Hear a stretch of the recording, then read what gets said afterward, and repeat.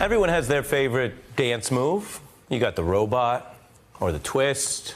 We all remember the electric slide. Teach me how to Dougie. There's all kinds of dances. But tonight I think we need to formally recognize one of the wildest dance moves of the Trump era. It involves going back and forth, sometimes quickly, then slowly. It's called the Giuliani and starts with a big spinning backflip. Here is Giuliani reversing himself to say maybe there was collusion, just not by Trump personally. I never said there was no collusion between the campaign or between people in the campaign. Yes, I have no idea if I have not. I said the President of the United States. There is not a single bit of evidence the President of the United States committed the only crime you could commit here, conspired with the Russians to hack the DNC. Then, part two of the Giuliani is another spinning backflip, reversing the reversal. And notice, from a dance perspective, how that puts your feet back in the position where you started. So after many headlines and hours of coverage, late today, Giuliani goes back to the broader defense of no knowledge of any collusion on the hack. So the president's lawyer went from saying basically nobody was murdered to saying, well, if somebody was murdered, my client didn't do it, a big difference, to now saying, forget all that, nobody was murdered, no collusion. Malcolm Nance has spent 35 years working in counterintel. He's the author of The Plot to Destroy Democracy, How Putin and His Spies Are Undermining America. And he knows a lot about this case, both on the national security and the legal wrangling and the TV lawyering. What do you think of the Giuliani? It's not as good as the Dougie, but no. I think it's closer to the Macarena.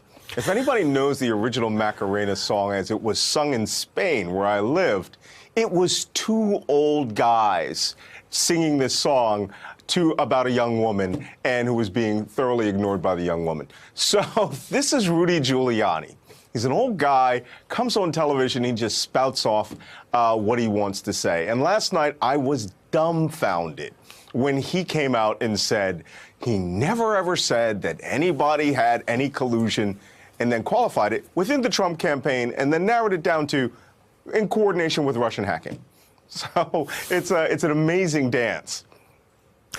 It's amazing, and it goes to what people try to understand, and we all spend time doing it, which is there have been deliberate strategies where sloppy Giuliani puts something out, like he did on Stormy Daniels on live TV, because they needed to get it out.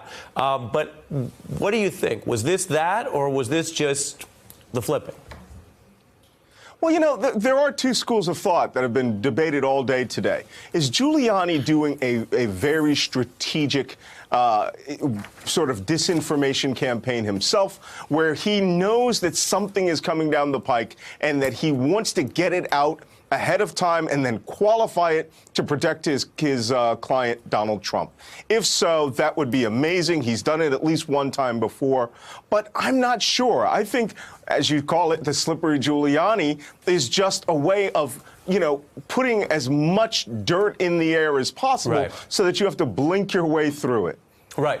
And what do you think about whether he is really in touch with the president? I mean, are we seeing just a public improvisation, or are we seeing actual client representation?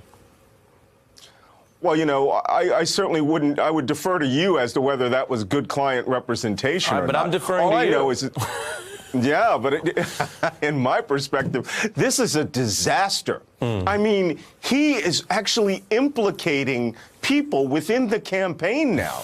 Does he know that someone is about to get in trouble and he's going to throw them under the bus? Is the next thing that he's going to say is, well, the first family may have conspired or colluded with Russia, but it wasn't my client, the President of the United States?